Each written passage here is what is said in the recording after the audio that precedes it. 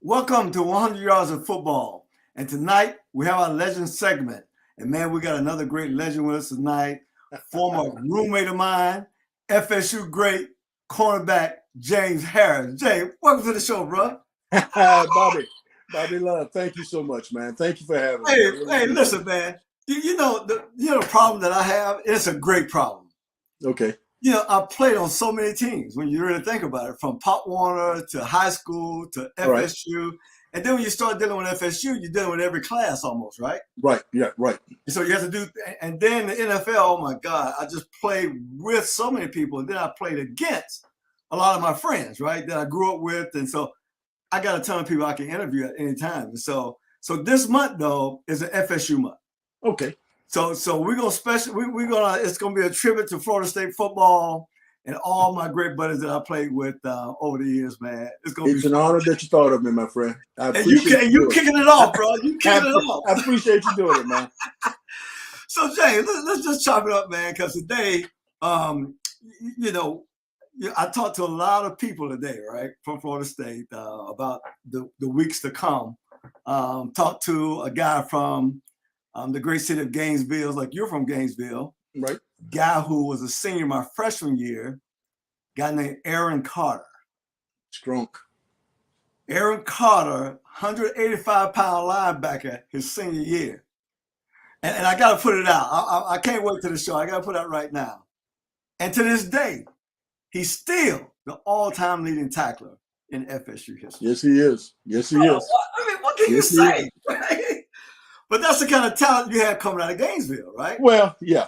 I mean, AC was one of the greats, man. And, you know, I call him Scrunk. And then Scrunk, whatever. We kind of, you know. Right. And it's like, what is that? What's that all about? And it's Otis, when we were in that age of playing and all that, just before that, Otis Sistrunk was a big name in football. Big name in football, that's right. And he was a linebacker for the Oakland Raiders, and so we just AC, we called him Scrunk. You know, just sort of shortened his name and started calling him that. But he wasn't great. And that's the thing about being a football player in particular, right? You will get a nickname. Oh, yeah, you're gonna get one. Somebody's gonna give you a nickname, right? and so since we're talking about nicknames, your nickname is Skull. So how did you get that nickname?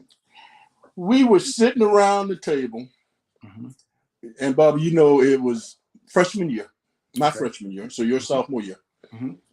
And you know how the dog day, tour days. I mean, we were my first tour days. It was just, and back then, if you remember, we were on a quarter system, so we didn't have people come on campus really until like September. Yeah, we played 3 games before we had kids on campus. Oh, yeah, that's right. But we were at second week of tour days, and it was just dragging. We were, and me and your homeboy, Boca High, Charles Ferguson, Mike Whiting, Michael Fish, White Fish, right, from Largo, and Gary Henry, my freshman year roommate, right, Oak Ridge, Orlando. We were sitting around the table. I mean, we were tired. And Whiting just looked at me and said, "You know what your head looks like?" You know, because, I mean, big head and all that. He said, "You know that poison bottle, that skull and crossbone? That's what your head looked like. Skull." With the crossbone and skull? We had back then, we set up the tables for dinner. So freshman. Right. Yeah, everybody was within earshot of some of that, and it stuck. They started calling me Skull, and it stuck. So, well, I'm gonna tell you this. See, now I thought you got it a different way, right? Okay. I thought you got it because you were always a very physical football player. Yeah. And you will always put your hat on somebody. Yeah. So I really thought that's how you got it. That was part of it. I mean, that was part of it because by the time, you know, after the first couple of weeks, you know, we had to hit back then. So I was the weak. You were the strong corner. I was the weak corner. Right. I was on the run side. So I had to. So I was hitting it up in there, man. I was just showing him that I wasn't no hey, I was 170 pounds, so Right. we just had to do what I had to do. Well, it's amazing, man. It was a special time, James. I can It was. remember. I can tell my story. I don't know quite how your story went, how you got there. I know that it had to be for you the opportunity to play right away because we had just graduated my freshman year, a senior group of guys. Right. I mean, we had Bobby Jackson, we had Nat Terry, who was our leader, free safety. We had, Kincaid was a senior, but he came back for another year. Ivory Joe gets hurt. He come back for another year. But, what was it like for you and why FSU for you? Well, we'll start with why FSU for me. Mm-hmm. I'm from Gainesville, as you said, and born and raised. Mm-hmm. Only child. My mother's only child. And if you're from Tallahassee, right, then if you want to stay close to home, then go to Florida or go to Georgia or somewhere. Right, somewhere close, right, but not. Yeah, right. But okay, if you're from Gainesville, you can't go to Florida. I mean, you just can't, because for me, my mother would have been knocking on the door, Yon Hall, and said, "Hey, come on, let's go. Let's go. Let's do this. Let's do this today. Hey, just because you graduated, don't think you read your books. Don't think you're not beyond this, man." So it was just going to be like that. So wow. I wasn't going too far, but I knew I had to go.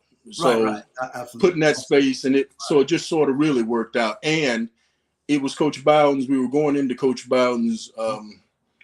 His first season was 76. Second season was his second season. The 77 season, your freshman year, was the 10-2 season. So it was a great year. It was a great year. And Florida State, you could tell, was on the come up, on the rise, right? And Coach Bowden came down to. I'm a 78 graduate of Gainesville Buchholz High School. Mm-hmm. And Coach Bowden came down there, and there was just a buzz at the school. And I'm like, oh, wow, okay. And Coach Dickey, whose son was my quarterback. Right. Okay. Wow. I didn't know that. Yeah. Darryl Dickey was a quarterback. He was a sophomore. And he was a quarterback. Wow. And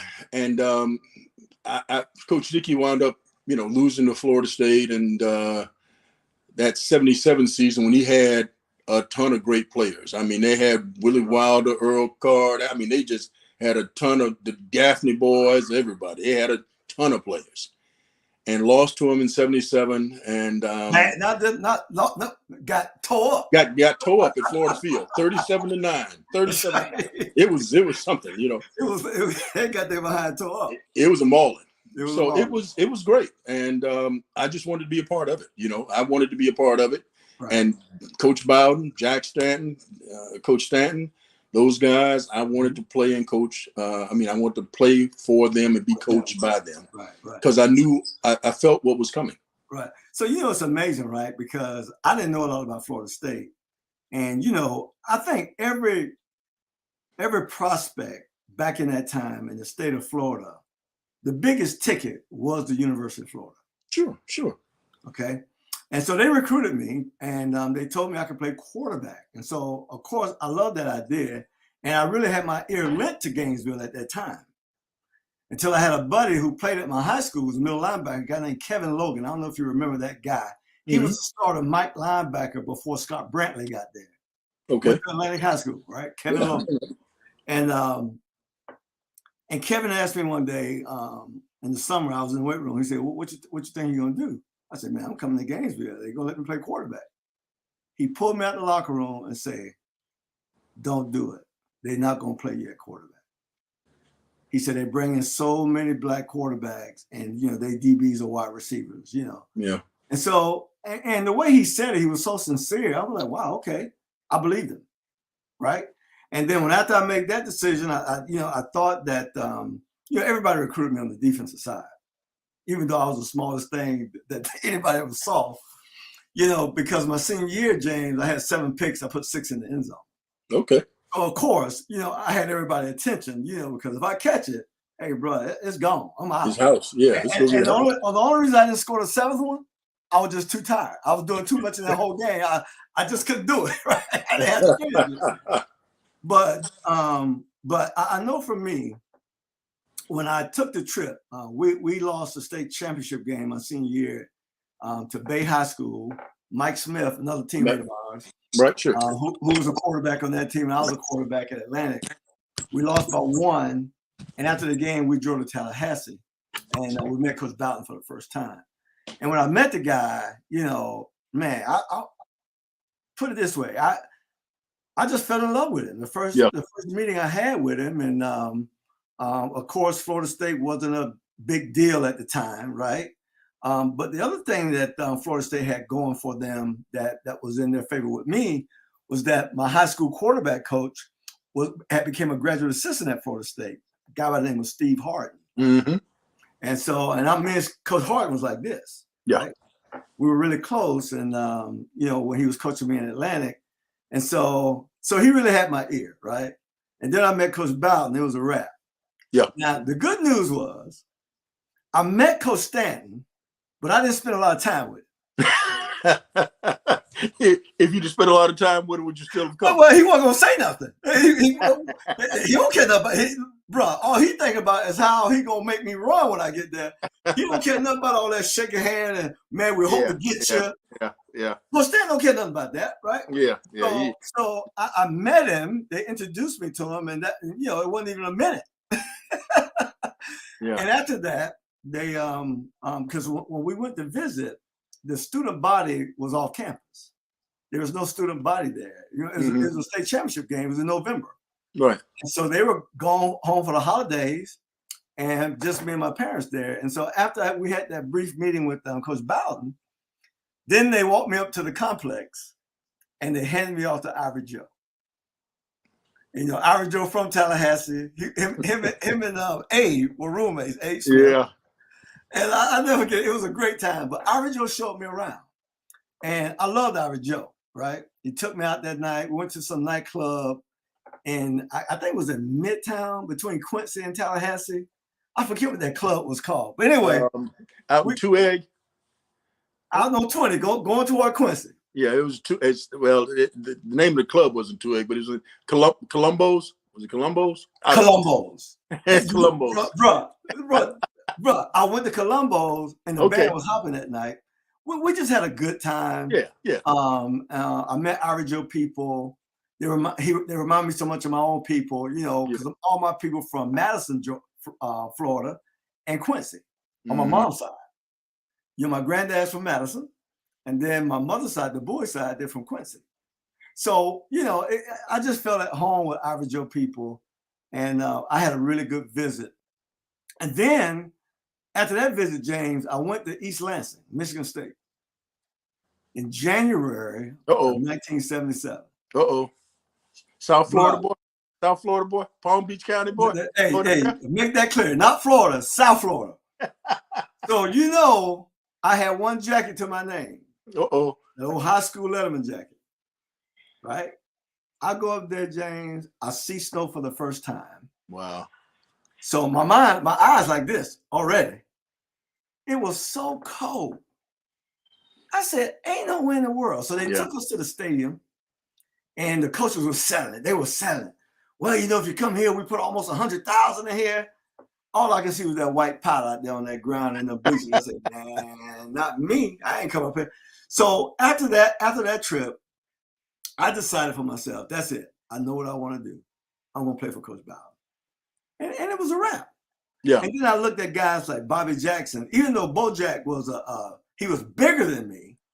He was shorter than me. He was weighing 180 pounds. But, he wasn't no big guy, big guy. Ivory Joe probably about 190, I think. And so with that being the case, man, I just, I was at home.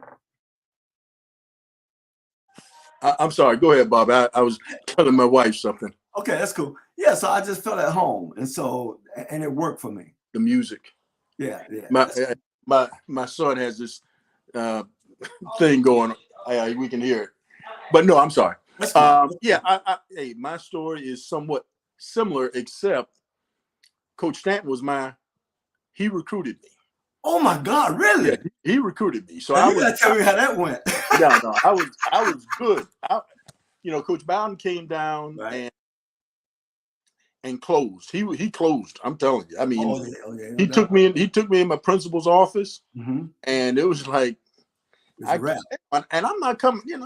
I'm thinking to myself, I'm going to Florida. I did the same thing when I went down, and the coach at the time, the University of Miami, was Lou Saban. Lou Saban. It was Lou Saban. Lou Saban. Mm-hmm. Mm-hmm. And he got me in the office, and he said, and I went down with my teammate and homeboy, Fred Marion. You know Fred. Fred. Oh, yes, sir. Yes, sir. Yes, sir. And Fred went in first, Coach Saban. Mm-hmm. Fred comes out, and we're going to Florida. We're going right. So so I came out. Fred came out, I went in, sat down. He said, Coach Saban said, James, I know what Fred's gonna do. He's coming to Miami. What you gonna do? What you gonna do? What the heck, man? Yeah, all right. Hands up, something I don't know. So I had to, I had to pivot a little bit, and but Coach Bowden, he got me in the principal's office in 5 minutes, and he said, "So Jay, what you think? What? I'm coming, Coach. And I was done. I mean, I was done, and I'm sitting 3 miles from Florida Field. Mm-hmm. Wow. And I was just done. I was happy. No problem. Right. So it was just that. It was just that easy, I mean, being recruited nationally and all of that. Mm-hmm. But once again, it's cut down quite a bit when you know that I'm not going out of the Southeast. I'm not going that far, right? I'm not going that far. So it took care of a lot of that. Right. Mom was a graduate of FAMU. Right. So I had some relationships in Tallahassee and all of that. Mm-hmm. So she can get to me, I can get back to her kind of thing. And so it was just, and then I came up, and I can't remember what game it was, but it was actually cold up in Tallahassee. It was the latter part of. Was it homecoming? Was it North Texas State? Or was it Memphis State? I think it might have been Memphis State. It was the latter part of the season. It was cold. It was cold in there, bro. I mean, it was cold. I'm talking about cold in the teens. Cold. I mean, it was kind of it was cold that night. I remember. So we had a good time and all of that, but still at the time wasn't coming, and but had a great time. Sam Platt was our was your host around. Oh my gosh. Please. I think we got like $25 traveling money or something like that for coming up, because I drove up. Wow. Yeah, I don't know where to happen that. Oh my God. But and then this was Larry Keys, he touches the ball and the keys are jingling, the keys are jingling. Bruh, and that was a heck of an experience, man. Oh yeah. And Float On was a show enough man. He would tell you, no doubt. Freshman show enough man. But then what beat that, Bobby, as you know, was my freshman year, your sophomore year, was the beginning of Chief Osceola and Renegade. That's right. 78 season, I think, was their first season when they showed up. That's right. So it was a great time. We freshman year we went 8-3. Yeah. We're waiting on the Gator Bowl, which at the time was probably the number 5 bowl after exactly. Right. January 1 bowls. We're 8-3. We're trying to waiting on the Gator Bowl and missed out on the Peach Bowl. So you're right, exactly. And went home. We were home for the holidays. It's funny, right? When I tell people about that year, we were 8-3 and we didn't go to a bowl game. You can win 4 games now and go to a bowl game. Oh, sure. We were 8-3. But I tell you what, though, because when you came in as a freshman, you get some playing time as a freshman, right? Yeah, I got a little, but Ivory Joe was there, Mose was there, Kincaid. That's right. Kincaid came back because I was hurt on and off my sophomore year. Yeah. And Hector Gray. Hector was there, but it was the beginning of KJ, Monk, yourself, Ivory Joe. That that was the main rotation. Oh, Mose. That was the Kincaid. That was the main rotation. And Coach, during Mickey's time, in the early,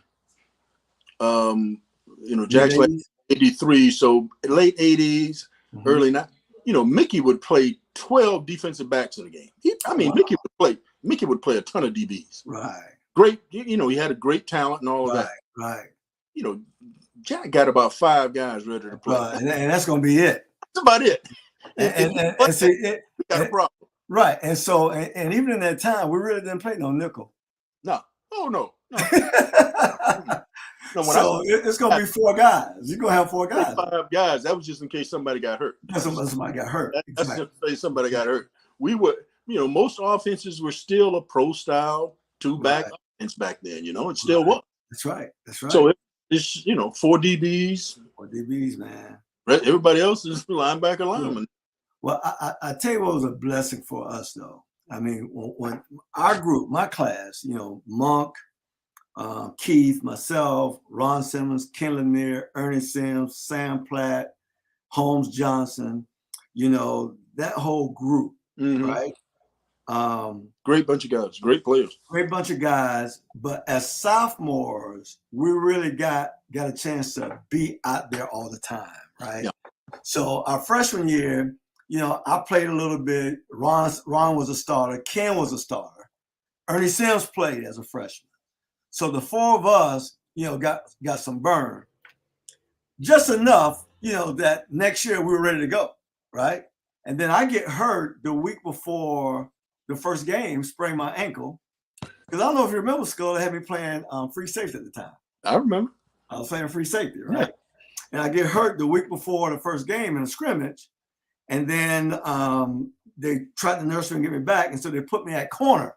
I guess they figured, and I think that was a smart move. There's no way I was going to play free safety on a bum ankle. Right. You can get away with it out wide, but when you got to be in the mix of things, that's a whole different animal. Yeah. Right? Yeah. And so, and then you and Gary came, and and y'all came right into the fold and started to get that time too, right? So that after the sophomore year, my junior year, your sophomore year, bruh. Yeah. Bruh. Yeah. Well, yeah. No joke. We wasn't playing. No, we weren't playing. We were getting around the ball.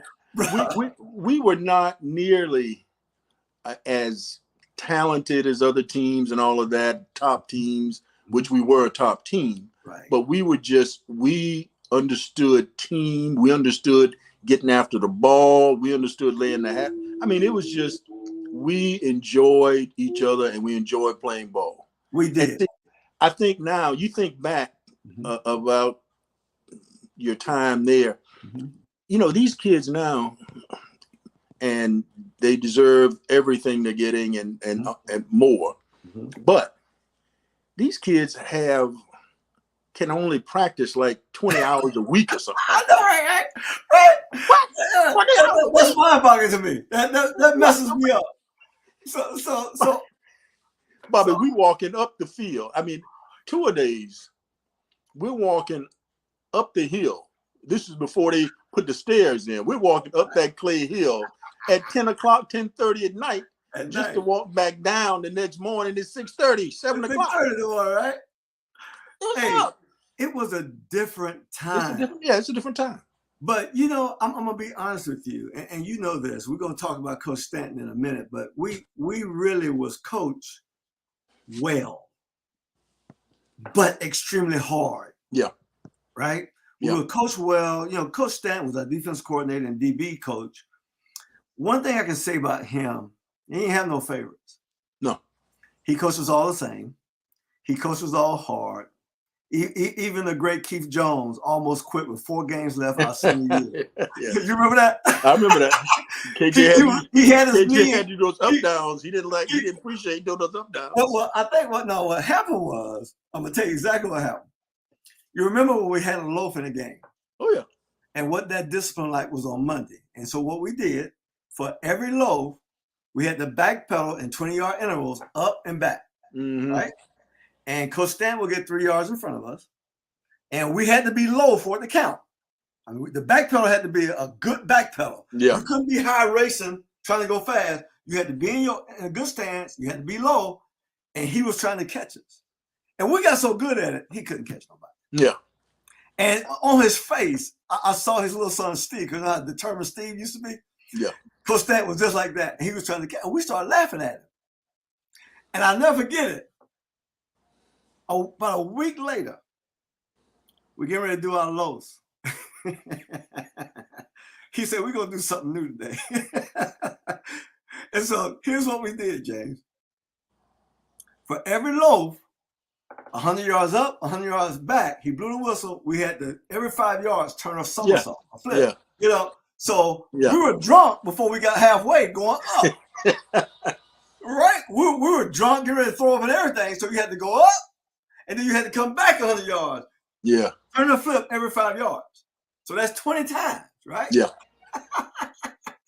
So Keith Jones had it. I can't do this. I can't do this. Right? So I'm Keith. Don't go nowhere, man. We ain't got before games. He's an academic All-American. Bro, you can't go nowhere. KJ was. Yeah. So he was that guy. You know, he coached us hard. But the thing I loved about him more than anything, and I give him a lot of credit for this, especially my career after I left, was the details to technique, right? So when we were in film, he grading everything. If you're not low on your back pedal, he's going to give you a minus for technique. Right. And so I remember in the game, I would consciously stay low. So you were low on the back pedal. But then when you go and watch yourself in the film, when you're low, and we used to wear them long white socks, you look good. Right? So I watched the tape, I said, oh man, I'm looking good, right? I'm looking good, right? And so you appreciate that, right? Yeah. But then when it came to the fundamentals of the game, planting and driving on the ball as a corner, I'm gonna be all over it because I'm in my track stance because I'm low. You know, I got great balance because I'm low, right? I'm not too high. I'm not taking extra steps, you know. So he had me right. I tell people all the time. Yeah. I thank God for that, man, because you know, he pushed us all to a level. Put it this way, James, we couldn't have done that on our own. No. I agree. And I think that during our time, you were, I mean, you had it, you had that lean, that you bent over, you got your low, all of that. I mean, you got it. I, on the other hand, was not as smooth as you. I was okay, but I just wasn't as smooth and as quick in the transition as you. And then my senior year, we played up at Ohio State, and I got my ankle rolled bad, and it was a problem throughout the rest of the season. But I got to tell you, Bobby, I would have liked to have seen, and I know it maybe began to change during your time in the league. But I would have loved to have seen you play now, because these guys, it's like, just run with it. Just run with it. Exactly. Just run with it. I mean, don't try. Right. You don't even have to try and knock him off his route or anything. Just run with it.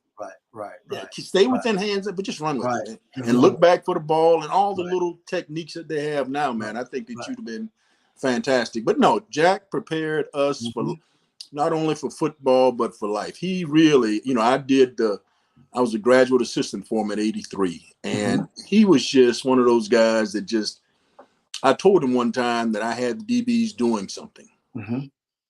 That I had them doing something. I don't know what it was. You know, coaches couldn't be on the field in summertime. Right. That's right. So he sent me that. I was supposed to send him through something. He had somebody checking. I didn't do it. And I'm telling you, man, he didn't get upset. He didn't do anything. But he gave me one of those, James, in life, you know, people are going to have to trust your word. I mean, oh my goodness, man. It's like, okay, it's on now. It's on now. And it wasn't me. It was these guys talking me out of doing what I was supposed to be doing. James, come on, man. You were just in this position 2 years ago, man. Come on. You know how it is. You know how it is. All right. Okay, then. Forget all of that now. It was on and popping. I was there from that point on. From that point on. Because I disappointed him. Right. Exactly. And he let me know that, you know, this is one of those life lessons. I just sort of sensed that at that time. And it was for me. Right. Well, you know, you think about it, James, too. At your age at that time, and at my age at that time, I really didn't put it all together in my mind how good he was for me, right? Yeah. I probably would have did the same thing you did. I probably would try to give these guys a break sometimes, right? You know, because you know how he pushed us, right? How he did those things, right? You know, but as I went through my career, when I came to Atlanta and started playing with the Falcons, it was different. Now, my first 2 years, I got a real coach. Jerry Glanville was hard, but he had a personality, right? Jack didn't have that kind of personality. Right. But Glanville had a superstar personality, and he was a pusher the same way, which was great for me. But then in '83, they fired everybody.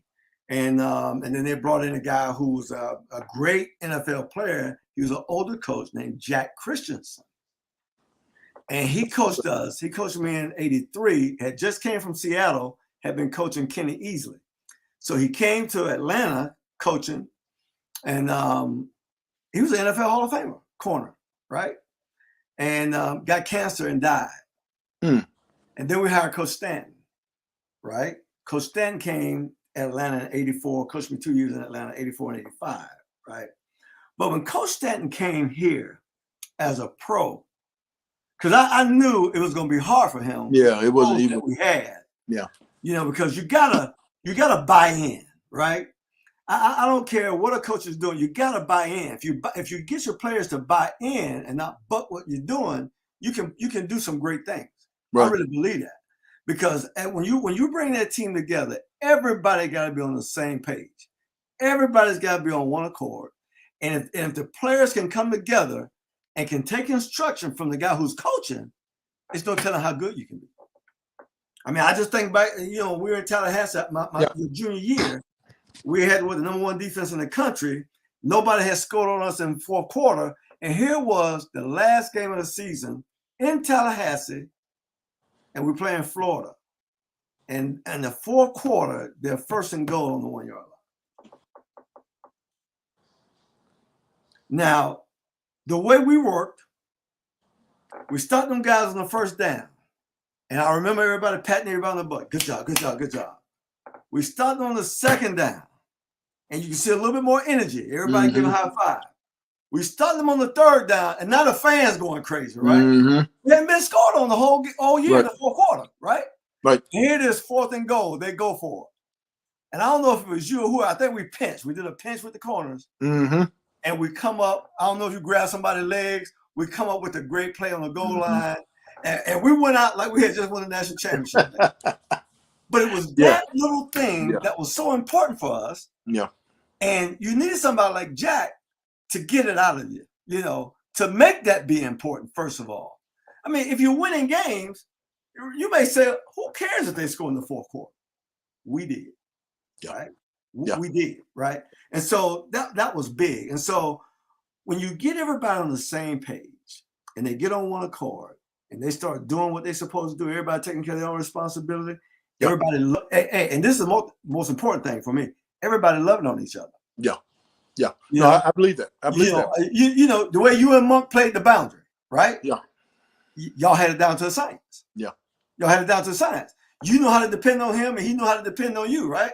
Shoot, Monk led the nation pretty much when you was in the lineup at free safety. Yeah. Right? He did. Interceptions, right. absolutely. And I'm gonna tell you how that happened. I'm gonna tell you how it happened, because your cover two technique in the boundary made it happen. Those receivers were not running down the field scot-free, because you know they go out and run Monk. Yeah. Right?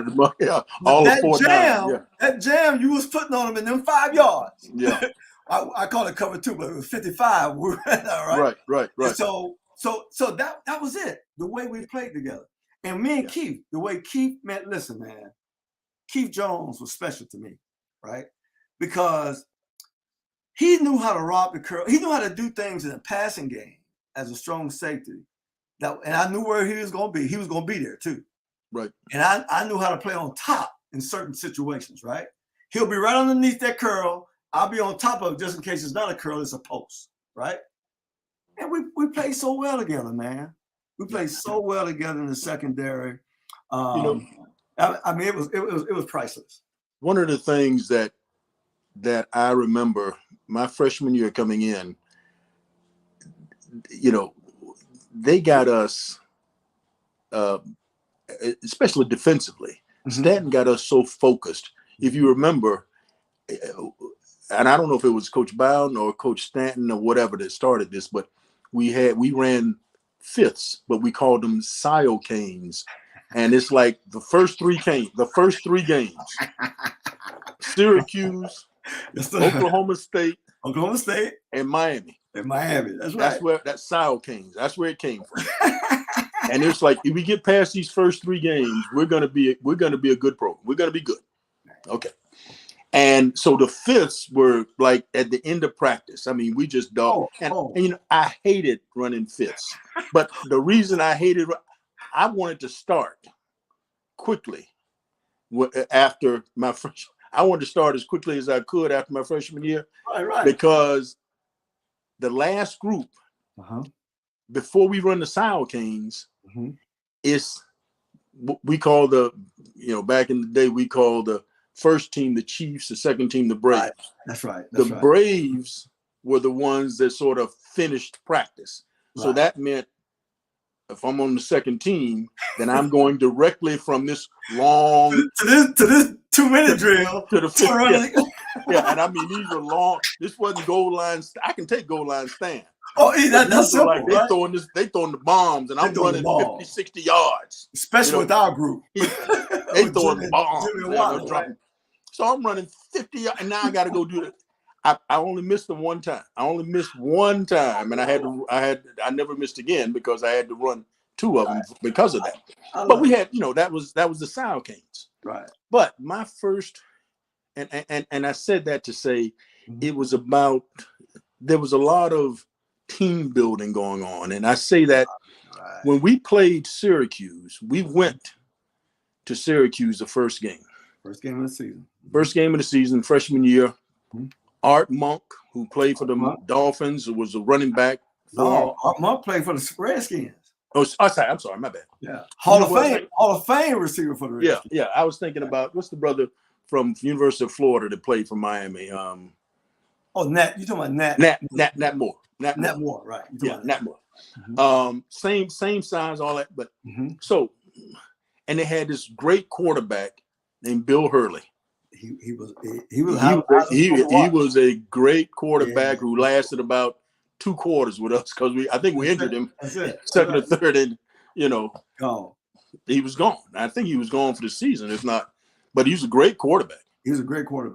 But the night before that, Coach Stanton, we broke up in groups, and I don't know if it was the whole team or just the defense. But I think it may have been just the defense. We watched some film or something like that. And this was my first road trip. I'd never been on. Road trip. Right. I hadn't, other than my first, I don't know if we were talking about this. I was talking with someone about this. My first flight was in 6th grade with patrols going up to DC. Going to DC, right. DC, yeah. That was my first flight. Yeah. So after that, had a few flights and recruiting and all that. But, so we flew up there, but I'd never flown on a plane. Well, I did with the 6th graders. But this was my team. This was the team going up there. Never flown on like this. Right. And, get on the bus, police escort, all of that. All that stuff. Did walkthroughs, got on the field. And then we came in, we watched the film, got ready for the next day. And then Stanton sort of started talking about, and I don't even know what he was saying, but he got intense. Right. And, and he could be intense. He can be intense. Right. And it was like, dang, man, it was the energy in there. Right. It was just like, and then when you go out, folks don't understand. The next day, Coach Bowden can have you ready to run through a wall before a game. Right. I'm just saying, Coach Bowden, right? Like, men. So it's like, Coach, let him. And I remember you saying this. And it's not there at that time, but right. We would come out of our locker room. Mm-hmm. They close the gates, and we'd be in the little tunnel. I mean, in the little area underneath. Right. And I remember you yelling like, "Let them out! Let them out! Release the hounds! Release the hounds! Let's go!" It was intense, man. Thrilling, man. It was intense. James, there's a lot of great moments for us at FSU. We can sit here for 5 hours and talk about a lot of great moments. But there was one moment your sophomore year that was special. We played South Carolina in Tallahassee for homecoming, and I think they were 8-0 and we were 8-0. We were, I think, number 6 at the time or something like that, I think, and they were ranked somewhere in the top 10, and of course they had the great George Rogers. And we were sitting in the dugout, getting ready to go, bust out of there, right? Yeah. And all of a sudden the lights went off. You remember this? The lights went off in the stadium, and the chief Osceola was on Renegade, and they put fire on the spear. Oh. And the Seminole head at the 50-yard line had fire on the outskirts. Wow. And he went out there like that on that horse in the dark, and when he got to that circle with fire, he threw that spear right in the middle. That place went crazy. So of course we won the game. I met George personally after the end of 2 years later when we were all coming out, getting ready to go pro, and they would take us to certain places.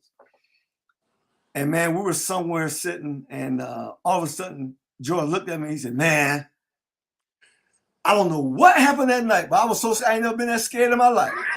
Y'all cut the lights out on us out there, man." I said, "You remember that?" He said, "Yeah, we cut the lights on, and that man came on that horse with that fire on that spear and threw that thing, and that place went crazy." He said, "I thought we were done right then. Yeah, it was over." So we had some grand moments. I mean, we can talk about things like that, James. We can talk about the great wins we had, like in Nebraska.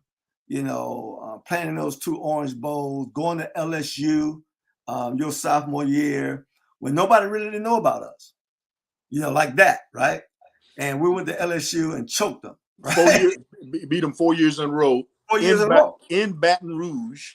In Baton Rouge. In Baton Rouge. Right. Each time was played in Baton Rouge. We never played in Tallahassee. Never played in Tallahassee.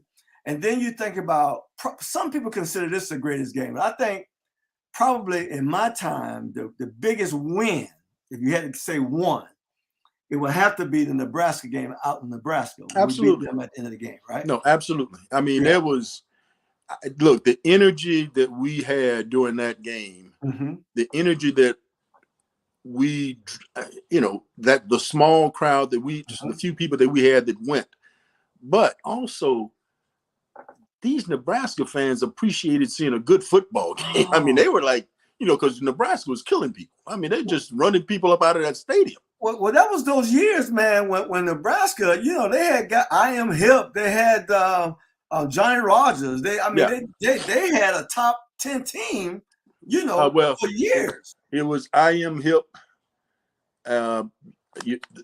your senior year, and it was Roger Craig. You had Roger Craig. I was about to say Jarvis Redwine, but it was Roger Craig senior year. And they had Jarvis Redwine the year before. Yeah, that's right. Jarvis was there. Redwine came out with me, right? Yeah, so I mean, they were loaded. They were loaded. When we go there and we win the game.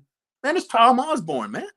And the great Tom Osborne coaching, man. Osborne. But then the next week, we backed it up. Yeah. Because Pitt came to Tallahassee. Yeah. Which some people think that Pitt team and the LSU team a few years ago probably was the most talented college teams ever played a game. Yeah. You think about that Pitt team, that was my senior year that we beat them in Tallahassee with Marino being a quarterback. He was a sophomore. Yeah. But that team had Ricky Jackson, I'm sorry, Ricky, who you know from Palm Beach County, but right. Ricky and my wife were first cousins, so I see him all the time. Wow. I see him and talk about that. But yeah, Ricky, the city champ. So you had those two guys. You had Ricky Mark Hugh Lane, Green. You had Russ Grimm, Jimbo Colbert. Colbert. Mm-hmm. You had Carlton Williamson, who was a third-round pick for the 49ers, a Super Bowl winner, right? Yeah. So you had 16 draft choices on that team.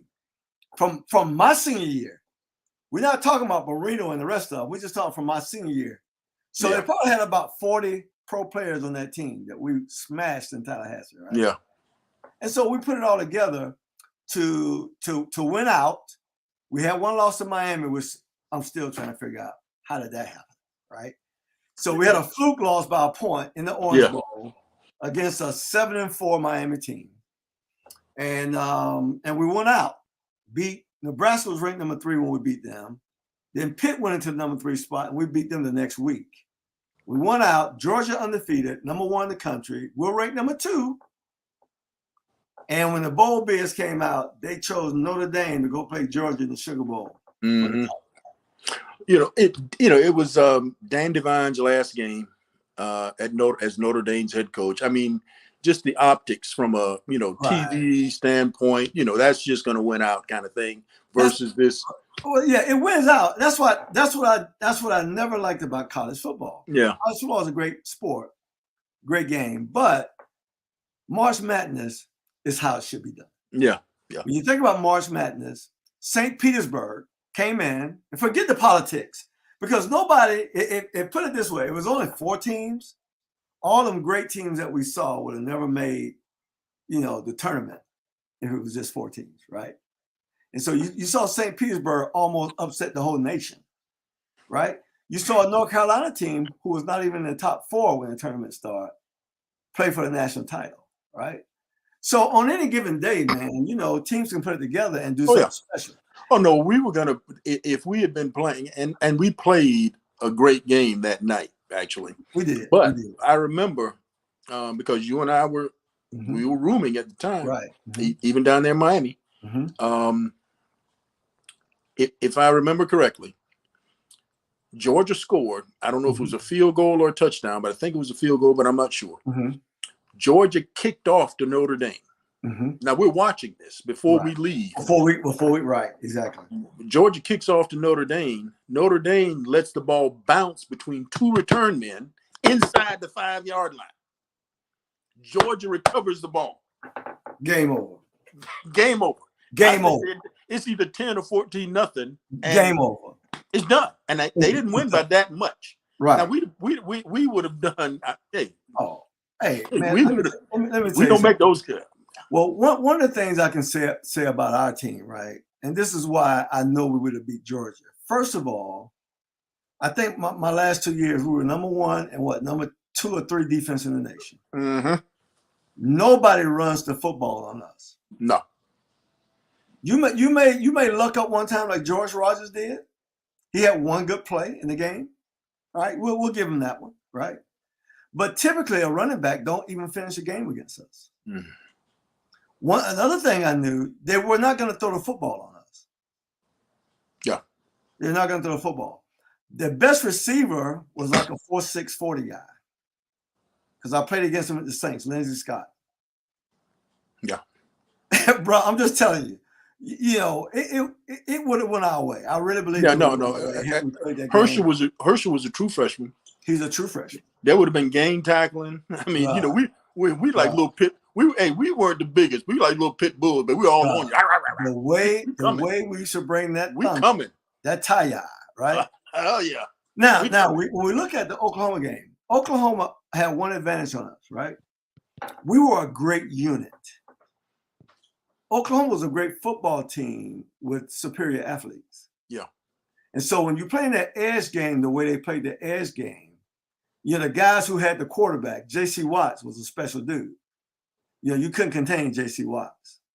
And then if Billy Sims got the corner, you had problems, right? Well, Billy. Well, that's why we lost 24-7 the year before, because that was Billy. That was Billy Sims. That year it was the brother from Miami. He was a freshman. Buster. Yeah, right. I'm sorry. Right. You did. So yeah, I mean, it was Buster and Stanley Wilson that year. And they didn't do anything. We didn't shut them down. Matter of fact, if I remember right, we had them in the fourth quarter. They only had 45 yards rushing. Yeah.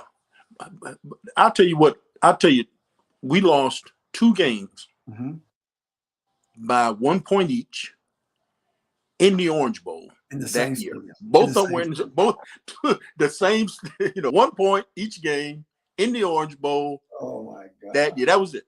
And I'm going to tell you what, it wasn't anybody's fault. It just was. Gary Henry, oh yeah, our punt returner against Miami. Mm-hmm. Gary had bad ankle. He did. Turf That's shoe. right. He had the turf shoe, high top turf shoes. I remember. Versus cleats. And the Yes. turf shoes were, you know, he was finna make a cut to take this ball to the house. On the house. It was a touchdown. He was gone. He was gone. He was gone. Okay. Right. That's one. We would have won. Okay. Oklahoma. Mm-hmm. I'm sorry. Oklahoma too. What's the quarterback name again? I'm sorry. JC Watt. JC can run, but he can't. JC throws a duck. A duck.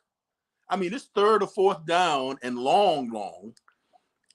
He throws it may have been 2nd or 3rd down, but he throws a duck about 30 yards. Gary, same turf shoes. Same turf shoes. Flips on the break because he would have picked this ball. He would have picked the ball off. He'd have picked the ball. He could have fair caught it. He could have fair caught the ball. Yeah, this was wobbling. It was ugly. Oh my God. So, you know, I mean, it's football. That's why it's football, man. You know, I mean, that's why it's football. But he slipped those shoes. I'm telling you, Gary was a player. Gary was a player. Man. Hey, listen, Gary was a game changer. Yeah, Gary was a player. Gary was a game changer. You know, I don't know if you remember this or you know anything about this story. I got to tell you the Gary Hendricks story, right? Because when I came to Tallahassee, my theory was, okay, I'm not playing offense no more. I'm going to return punts. I'm just because I don't know who they got, but they ain't got nobody who can run punts like me. Yeah. And so I came as a true freshman, and Bojack and Blade were punt returners. And Bojack really was banged up my whole freshman year. He had hamstring issues, and I'm looking down there, bruh. If they give me this opportunity, it's gonna be a wrap. When I get it, I'm out.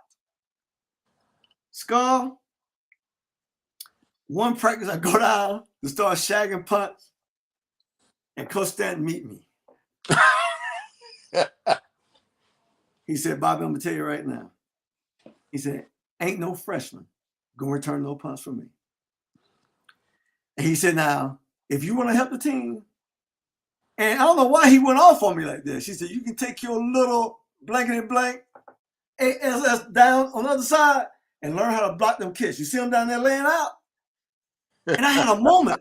James, I had a moment. Here was my moment. Last year, I was a white-collar football player.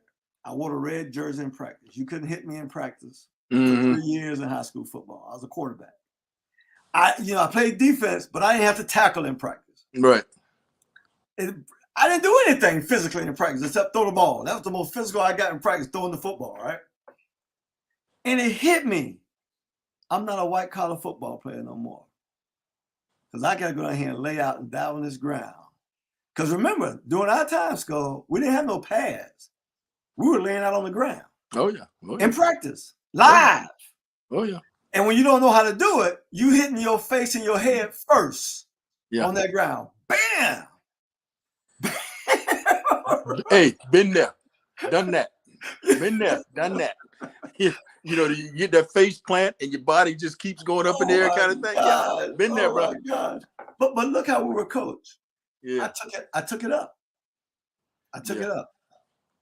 And Accepted to this day, the challenge. I'm still the all-time kick blocker in FSU history. Wow, I didn't know that. When it comes to field goals and punts. Wow. I'm still the #1 guy. Because we used to go for them all the time.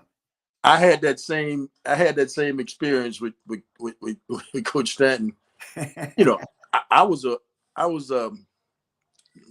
like yourself, brother. I was 3A. Buholtz was 3A, but I was first team All-State tailback. Right. And all, but I was never going to play tailback. I just needed in the position. I was going to play DB but I was actually a better baseball player than I was a football player. I was a hell of a baseball player. Wow. Okay. And Florida State had a great baseball team, Mike Martin, all of that. So I told, I said, Coach Stanton, thinking about, sometime during, I think about, trying out for the baseball team. Right.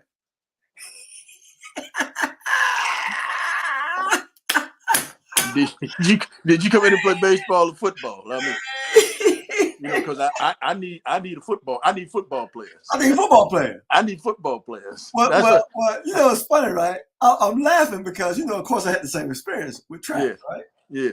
So I'll never forget it, man. Me and Walt, the end of, it was Walt's last year. No, it was the end of my sophomore year. We had just completed spring practice, right? You were a freshman. Yeah.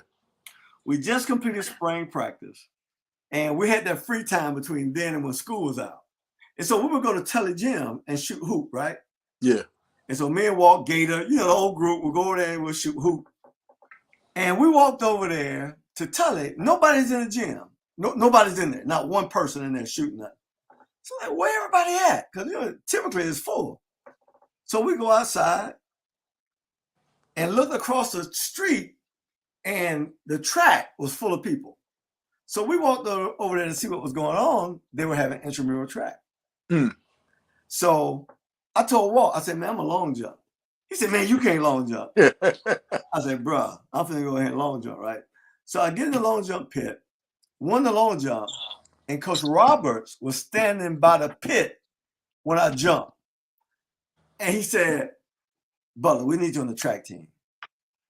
And I told him, I said, yeah, I wouldn't mind our long jump, but I'm not going to run because, they had Mike Roberson, they had Keith and Kevin Johnson, they had Ron Nelson, Cyril White was gone then. But, Walter McCoy, we were loaded on the track team. And I ran against those guys in high school. And I'm going, they ain't no joke, right?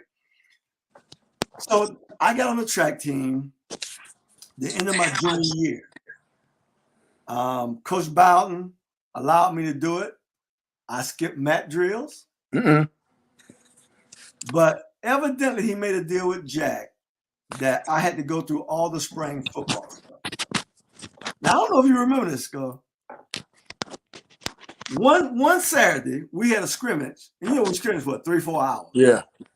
I had to do all the scrimmage, and then I had a track meet at 4 o'clock. I remember that. I do remember that. I long jump. I ran the 4x1. I was running 100 meters. I was running 200 meters, right?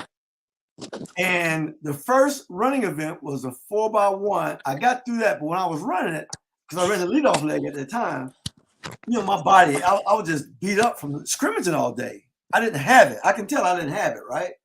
Then I go down there and get in the blocks in 100 meters, pop the gun, and I pop my hamstring. Now I can't do track and I can't do no football, right? And so he just could not let us go to do anything but grind all day long, right? That's what it was. That's fine. That's what he was about, man. And then, after all day, after all that practice, after everything, Jack would go out there and run about 2 miles himself. You know what I'm saying? Get out right. there. Exactly. Yeah, so I don't, and that's the thing. I don't think he always pushed himself just as much as he pushed us. Even as a coach, he did. He did that really. I mean, he worked hard. He worked hard at his craft. No, I was his GA, and I'm telling you, there were times I didn't walk out of that building until 2 o'clock in the morning. Absolutely. And he was right there with me. He was right there with me. He was right there with me. He didn't. Jack didn't play that. He didn't play. But you know what though, James? I'm gonna tell you this, man. I love Jack Stanton. Yeah. I know without him, my story can't be told the way it's told. I'm so thankful that I had him 4 years in college. And I'm thankful that he came to Atlanta those 2 years because, see, my mind was, we were losing all the time. Mm-hmm. I didn't know what was going on. I was mad with my teammates. We lose a game. Now, we lost a game, man. It's like somebody had died. Yeah. We had a funeral. We ain't talked for 3 or 4 days, right?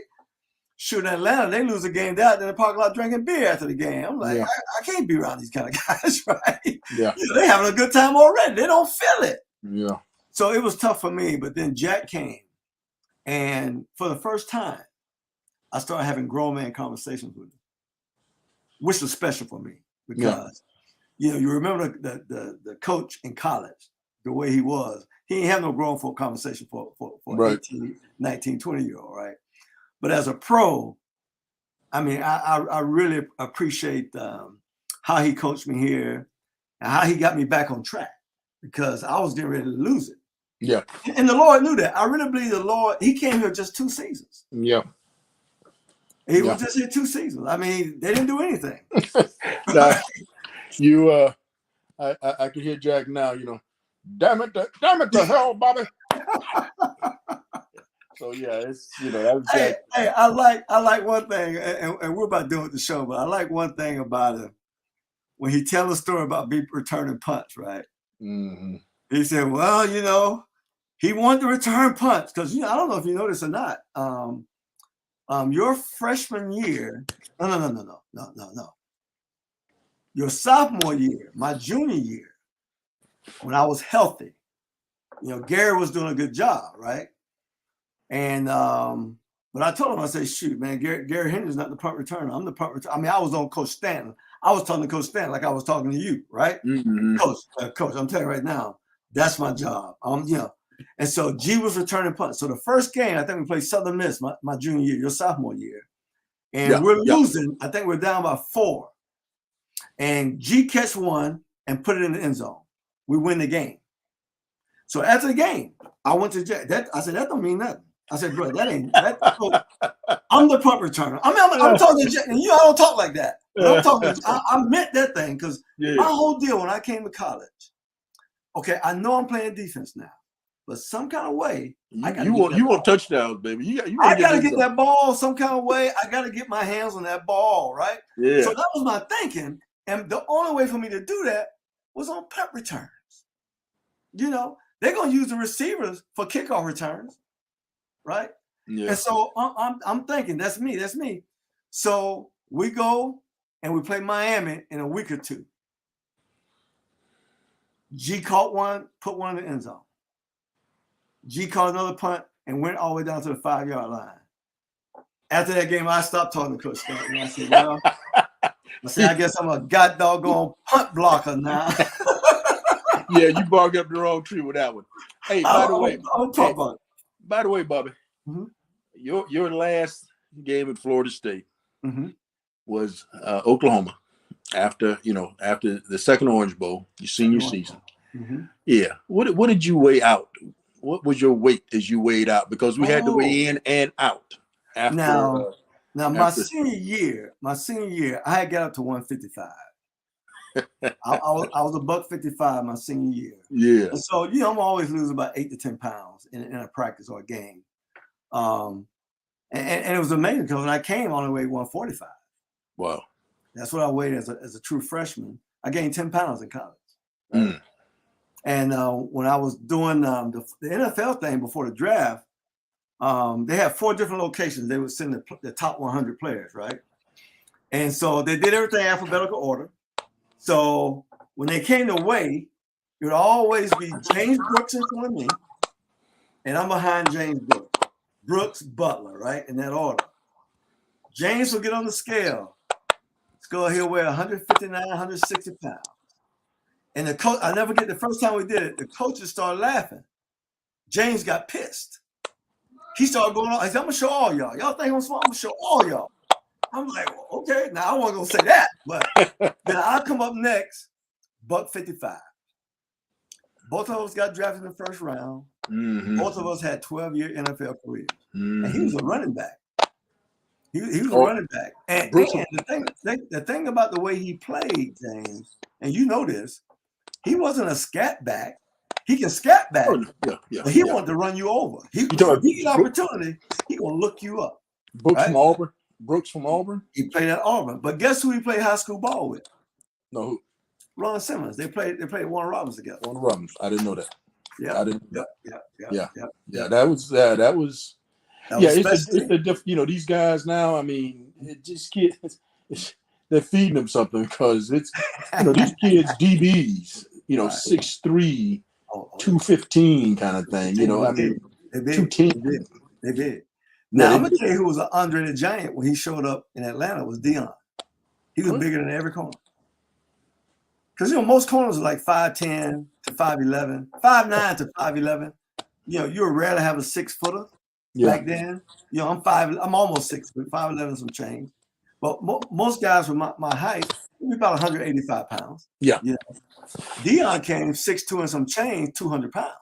Wow. Running the way he was running. It's special. Yeah, especially. Yeah. Hey, listen, Jay, look, that's the end of our show, man. Thank you so much for coming on, man. Taking your time. We got to do it again. Bring some other guys on together, man. We really have a crazy time. Anytime, man. Anytime. Thanks for the opportunity. Enjoy it. Look, ladies and gentlemen, that's our show. Tonight we had on our Legends segment, the great James Harris out of Florida State University at Gainesville, Florida, right? He did the right thing, y'all. He left Gainesville and came to Tallahassee. That's all I know. And Always the rest is history. So if you like the video tonight, comment, share it with your friends. I'm your host, Bobby Butler, with 100 Yards of Football. We'll see you again next week.